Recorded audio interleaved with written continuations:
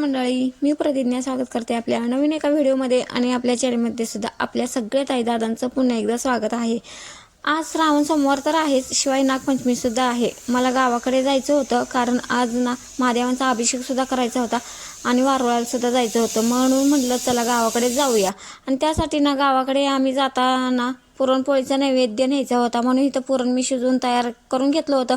आणि त्याचबरोबर दिंड दिवस सुद्धा बनवून घ्यायचं होतं। दिवस हे बाजरीच्या पिठापासून बनवलेलं होतं, त्यामध्ये बडीशेप सुंठ घालून घेतली होती। आणि हा व्हिडिओ एवढा फास्ट झालाय म्हणजे खूप कामाची गडबड होती, त्यामुळे जेवढा व्हिडिओ करता आलाय तेवढाच केलेला आहे।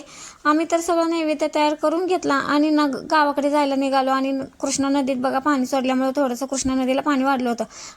आम्ही गावी पोचलो त्यावेळी जाऊबाईंनी असं अभिषेकसाठी सगळं ताट तयार करून ठेवलं होतं। यामध्ये पंचामृत होतं, फुलं होती, बेल घेतला होता, अक्षदा घेतल्या होत्या, साखर होता, नैवेद्य होता, दहीभात आणि तसेच थंड पाणी आणि गरम पाणी सुद्धा घेतलं होतं। आणि आम्ही मंदिरामध्ये पोहोचलो त्यावेळी नंदी महाराजांची सुरुवातीला अशी पूजा करून घेतली, म्हणजे थोडक्यात त्यांचा अभिषेक करून घेतला। आणि आमच्या गावामध्ये महादेवाची अशी 2 मंदिरं समोर 2 पिंडी आहेत, त्यामुळे दोन्हींची पूजा करावी लागते।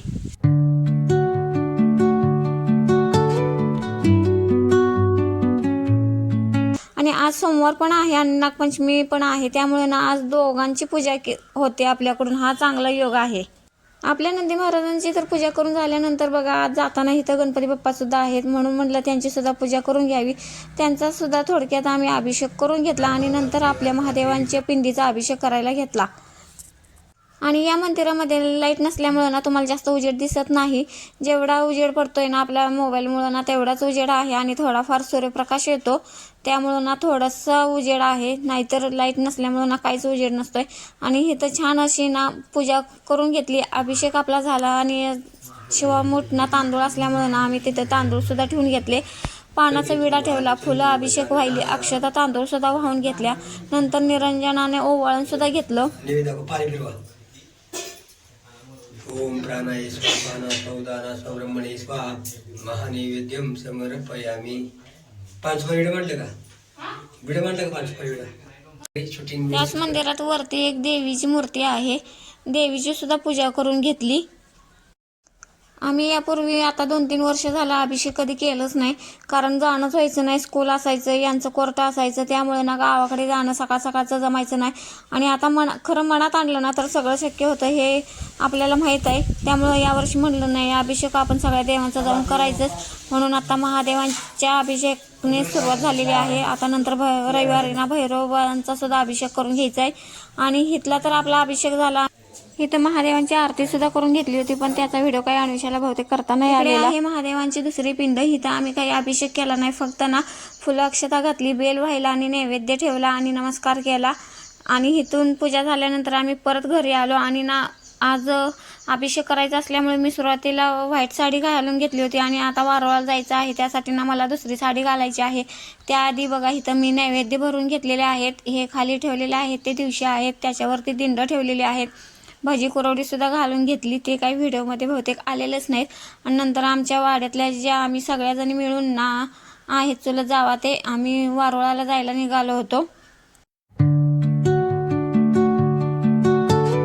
आज तर श्रावण सोमवार तर आहेच, पण नागपंचमी सुद्धा असल्यामुळे महादेवांची आणि त्याचबरोबर नागदेवतेची सुद्धा पूजा करण्याचा योग आलेला आहे।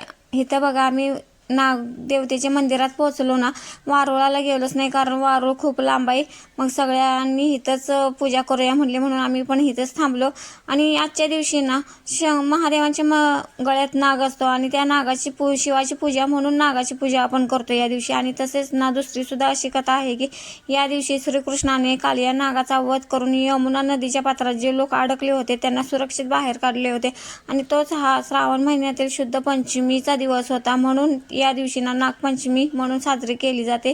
आणि या दिवशी आपण अष्टनागांची पूजा करतो, यामध्ये अनंत, वासुकी, पद्मनाभ, कंबल, शंखपाल, धृतराष्ट्र, रक्षक आणि कालिया अशा अष्टनागांची आपण पूजा करतो. या दिवशी पूजा केल्यामुळे ना आपल्या पत्रिकेमध्ये जो कालसर्प दोष असतो ना तो सुद्धा ना कमी होतो आणि त्याचा त्रास आपल्याला कमी होण्यास मदतसुद्धा होते. म्हणून या दिवशी ना आपण नागाची पूजा करतो. हे तर खूप वारं सुटलं होतं त्यामुळे ना ताटातील सगळं आणलेलं साहित्य उडून जात होतं. म्हणून प्रत्येकीनं ना थोडीशी गडबडच केली इथं पूजा करण्यात. पटपट पूजा करून घेतली कारण वाऱ्यामुळे निरंजन राहत होतं ना त्यामध्ये ना फुलं आणलेली सुद्धा ना उडून चालली होती. म्हणून पटकन अशी पूजा करून घेतली आम्ही. आणि इथे बघा सगळं नैवेद्य ठेवण्यासाठी त्या एक मावशी होते त्यांच्याकडे ते नैवेद्य दिलं जात होतं. तर छान अशी आपली पूजा झाल्यानंतर सलाईन लावायची होती. सलाईन लावून घेतली आणि आम्ही घरी आलो. तर आणि हा व्हिडिओ इथंच एंड करते. पुन्हा भेटू नेक्स्ट व्हिडिओमध्ये. तोपर्यंत बाय.